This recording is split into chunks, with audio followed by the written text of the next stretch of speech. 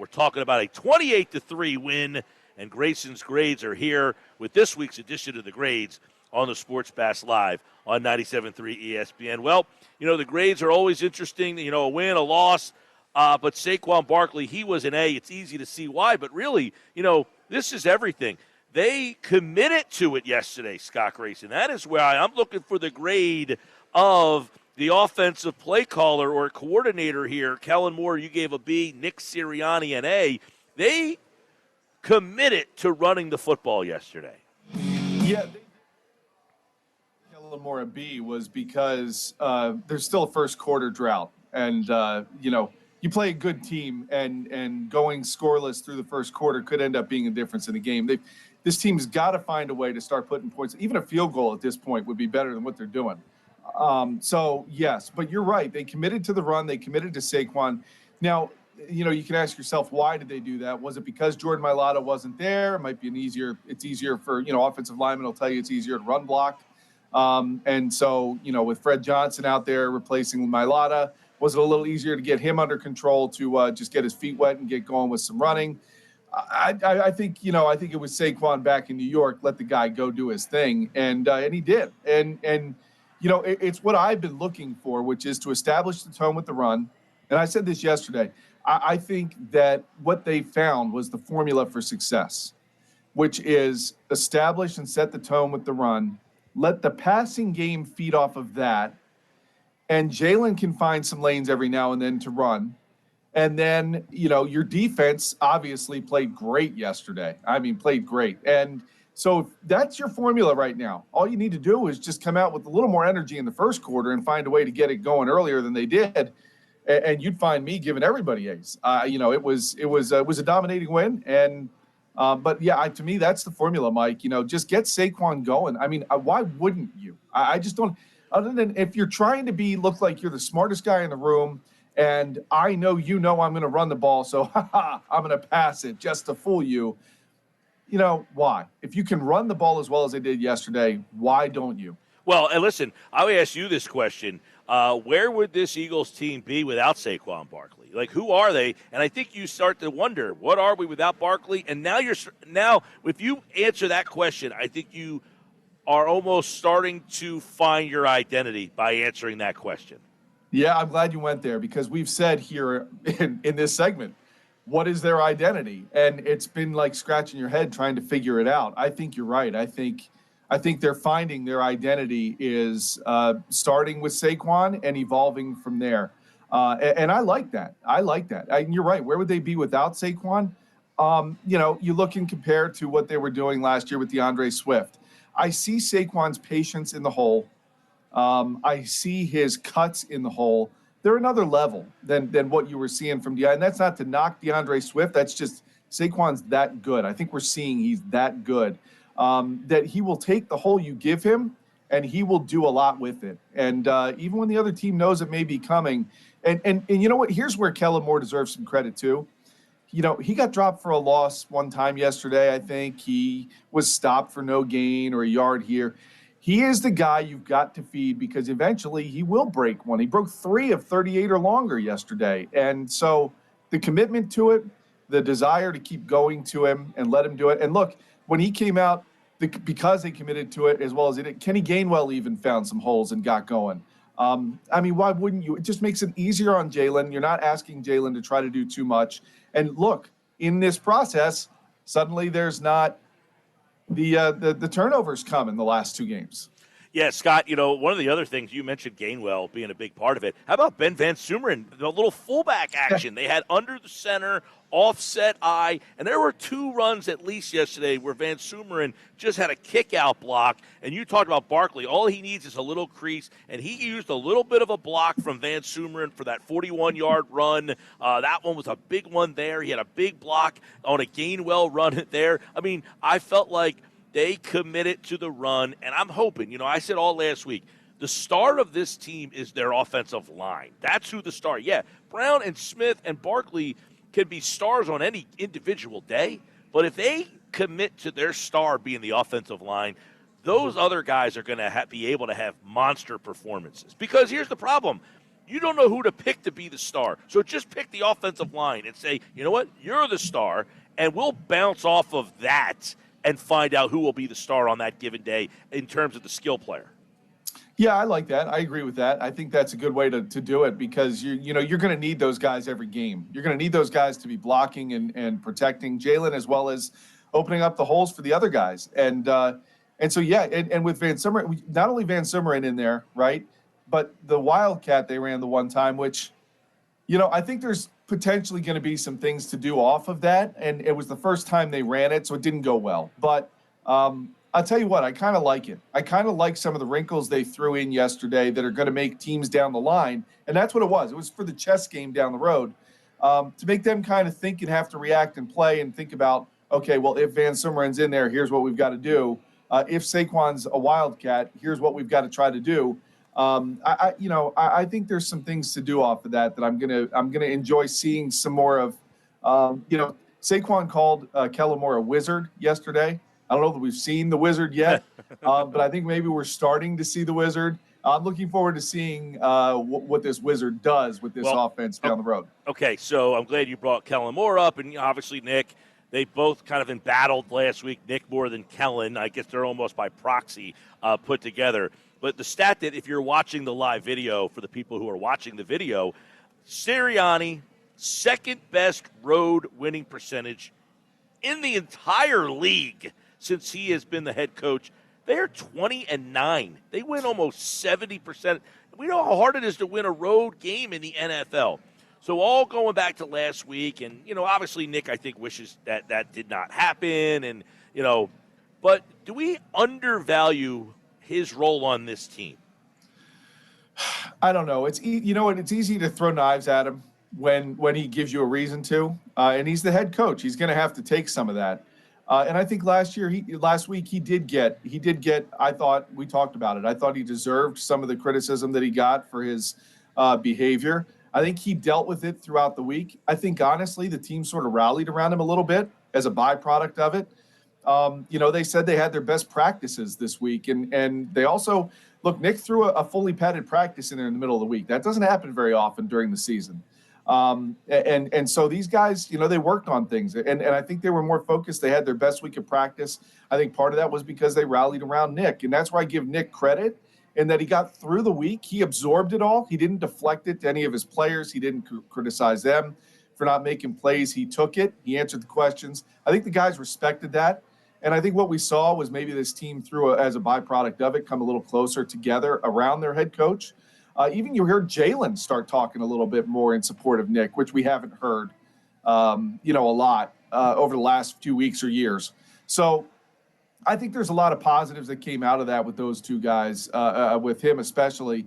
And as you go forward, I think it's something worth interesting. It's going to be interesting to watch and how Nick continues to, handle himself. I thought he was under control yesterday. Did not get crazy on the sidelines, even though he could have to Giants fans, I'm sure. But you're right. He's had a lot of success on the road. And I think a lot of that is because his team has just won a lot of games in general while he's been here. And is that a coincidence? You got to give the guy credit. He's found ways to win here. And even last year, they were 10-1, and we were all going, how are they 10-1? But he found ways to win with that team, and it might not have always been pretty. And I'm not sitting here trying to sing his praises. I'm just saying facts are. He wins. It may not be as well or as convincing as we would like most of the time, but they did yesterday, and they did it well. Scott Grayson's grades are posted at 97.3ESPN.com after every Eagles game. The one thing we'll transition over to Vic Fangio. He got an A. Jalen Carter got an A. They had 8 sacks. They gave up under 120 yards. Yeah. Explain in your mind, is that a byproduct of one or two things? I'm trying, and we've had a ton of text messages we haven't been able to get to yet and kind of read off, but is this a byproduct of Fangio getting more familiar with his personnel, being more comfortable with what he has, knowing how to use these guys, their strengths and weaknesses more, or a byproduct of the Giants being that poor offensively? It's a great question because I sat there watching the game yesterday and at the end was going, wow, that's 13 sacks in 2 weeks. So what's going on? And I asked myself that. Right. And I think am I supposed to buy that they have fixed their pass rush? I think to a certain extent, guys aren't thinking as much and they're starting to react more because they're getting more comfortable in this Vic Fangio defense. He's getting more comfortable with them and more familiar with them. I think it's a little bit of that. I also, Mike, yesterday was asking myself, did the New York Giants skip over the Tampa Bay film? Did they not see what happened when Baker Mayfield got the ball out of his hands at the back of his drop every time? And to me, I just, in this copycat league, until the Eagles stop it, if I have the Eagles next, like if I'm the Bengals right now, I'm going, hey, we're getting the ball out of Burrow's hands just like this. Every play, every time. We're not going to hold it. Why hold it? Look what happens when they hold it. Daniel Jones found out. I don't know why the Giants weren't doing quick passes because to me, I just think, the Eagles were kind of exposed in that regard until they can start, stopping it. And the Giants were doing long drops. Daniel Jones was, kind of getting back there and then looking around. There were times that, to be fair, the Eagles players, just blew up the offensive line. Jalen Carter to an extent, and it was a bunch of guys. I think that's what's encouraging to see, Mike, is it was like a revolving door of different guys getting home. Yeah. And well, here you go. Here's a list of the guys that had it. I mean, Nakobe Dean, Jalen Carter, Bryce Huff, Josh Sweat, Nolan Smith. That was in the first half. Dean had 2 sacks. Sweat, has sacks in back-to-back weeks. Bryce Huff had his name called. I think that's a first. I mean, 5 players sacked Daniel Jones in the first half. So I don't know if I'm some mysterious. I agree with you. The Giants are so inept, and you're thinking, how do these teams watch what the Eagles did against Tampa and not try to emulate that to some extent? Yeah, to me it's baffling because the Eagles looked abominable in that Tampa game. They could not cover guys close enough. Now, I did see a little bit yesterday of some attempted bump and runs with Slay on some of the receivers. So, I'd have to go back and look at the all-22 just to see if they were playing a little tighter to the receivers and kind of took that away. But we've talked about it, right? Let the offense build a lead and then make the opponent a little more one-dimensional. That happened too, and you have to give the offense credit for some of the defense's success. Now, it didn't happen in the first quarter. And at the end of the first half, the Eagles were up 14-3, I believe. So it wasn't even until the second half that they got far enough ahead that they made the Giants very predictable. But, look, I think you've seen a lot of positive signs out of this defense. Throw away the Tampa game. But the Saints game, right? They were really good there. The Browns game. And I know it's the Browns, it's the Giants. The Saints have been somewhat exposed lately. But I think you've got to look and say, look, there's starting to be some things down on paper here that are showing you this defense can be pretty good. And they just do, in my opinion, Quinyon Mitchell, I know he's on defense for a reason, but catch one of these. And they can get a turnover here or there. It would really change the way this game is played for the Eagles if they can start winning the turnover battle and not just, avoiding losing it because they're tied. Yeah, they did get the one interception. Blankenship got one yesterday? Did he? I think so, right? That was called back, I think. No. Yeah, you're right. It was. Yeah. He got called back on a penalty. And there was a forced fumble off of Drew Lock. Jalix Hunt forced that, but the Eagles didn't recover. It's just not bouncing their way right now, and it will at some point, but they've got to get some of these. Yeah, well, Dean, the one thing, he used Dean differently. He blitzed Dean a couple of times, kind of disguised, delayed his blitz there. I think having Cooper DeJean out there, I think he's going to be a weapon. The more that Fangio feels more comfortable with him, he can use him all over the place and use him in different ways. I think Quinyon Mitchell, you talked about get a pick, but what he does really well is his coverage is good. His coverage is outstanding. So now you have kind of that guy. The one thing I'm not sure that I'm buying yet, I don't know where this pass rush is coming from. I don't know if it's just a byproduct of Cleveland's line's awful. The Giants' line's pretty bad. Because you get 8 sacks and 5 the week before, 13 in 2 weeks, you got to be feeling, okay, that's not a fluke, but I got to see it against some higher quality competition. Yeah, and I think next week we will look. I know Cincinnati didn't get out to a great start, but they've been winning lately. They seem to be starting to find themselves a little better, sort of like the Eagles have. I think this is going to be a good test against a good quarterback. And I look forward to seeing what maybe steps the Eagles could continue to take, hopefully forward as a defense here. But I agree with you. I'm not convinced the pass rush is, quote, fixed. But I do like what I'm seeing more and more out of the coverage guys, the safeties. I just need, I need C.J. Gardner-Johnson not to fight Quinyon Mitchell for a pick like he did last week. Let somebody, look, you're on the same team. Somebody get it. But I think there's a lot of things on that defense to feel positive about. And again, the fact that it's a bunch of guys getting the sacks, it's not just one.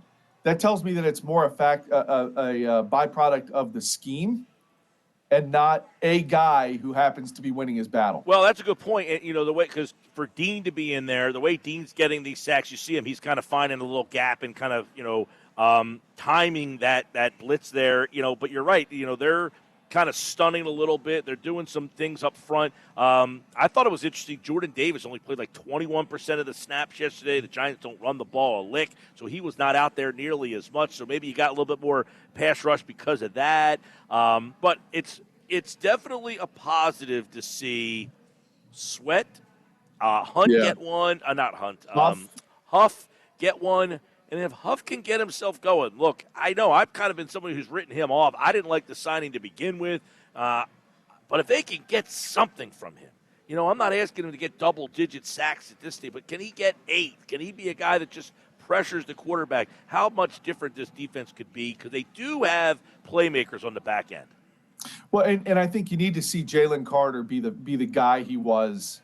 I mean, the last 2 weeks, Jalen Carter has been a pain for the opponent, and that's what you need to see him do, kind of like Fletcher Cox used to be, right? He would take up double teams. He would have to fight through them and still manage to get in there and blow up a pocket. And Jalen yesterday, I mean, Daniel Jones didn't keep his eyes downfield long because that pocket was getting collapsed somewhere. And sometimes it was Jalen, sometimes he would force him out. He would hold on to the ball because he would try to find somebody, and then he'd get taken down. So I really like what I'm seeing out of Jalen Carter. And, we saw it early in the season last year, and then it kind of tailed off. So the question is, that's right, is he going to be able to sustain that more as we go through the season? Scott Grayson's grades are posted after every Eagles game at 97.3ESPN.com. You can check out the full grades right there, right now. And, of course, the Eagles getting ready for the Cincinnati Bengals. That game has been moved to 1 o'clock, by the way. The news just came down. The Eagles' Sunday night game against Jacksonville, that now has been moved to a 4 o'clock game. They didn't want to see Dougie P back in Philadelphia. I thought that story wrote itself for the networks. They were going with the Colts and the Vikings, man. Yeah. Man, I was a little surprised. Even though I know Jacksonville is not where you had hoped, I thought the Peterson going back to Philly was enough to kind of – the Colts in Minnesota, that game doesn't do much for me on the Sunday night, but that was announced earlier today as well. Grace's grades are brought to you by GMS Law. Make the right call with 4 convenient locations to serve you online at gmslaw.com. All right, Scott, good job, buddy. All right, thank you, Mike. Take care.